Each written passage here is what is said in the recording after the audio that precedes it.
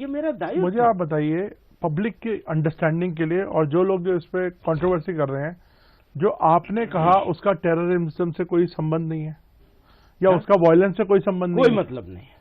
नहीं, तो इसको अगर, लेकिन आपको पता है कि इसका इस्तेमाल टेररिस्ट ऑर्गेनाइजेशंस करती हैं। अच्छा, अब आप ये समझिए, हम आप एक साथ बैठे हैं, राष्ट्र निर्माण, राष्ट्र रक्षा, राष्ट्र सुरक्षा, इस पर हम सब लोग एक साथ हैं। बिल्कुल, है ना, एक सहमत हैं हम।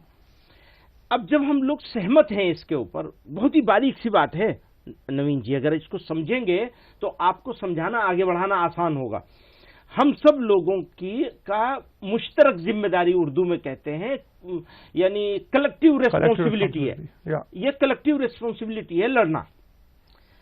अगर टेररिस्ट इसको जिहाद कह रहा है तो आप भी और मैं भी उसको जिहाद मान लें, इससे उसका फायदा है, या उसको जिहाद न माने, इससे उसका नुकसान है। सर, भ्रम तो फैलाया गया ना। भ्रम किसने फैलाया सर? लेकिन आप देखिए, पाकिस्तान जैसी कंट्री जिहाद इस्तेमाल करती है। वही मैं कह रहा हूं, जो पाकिस्तान यूज करेगा वही हम भी यूज करने लगेंगे, या हम उसको एक्सपोज करेंगे?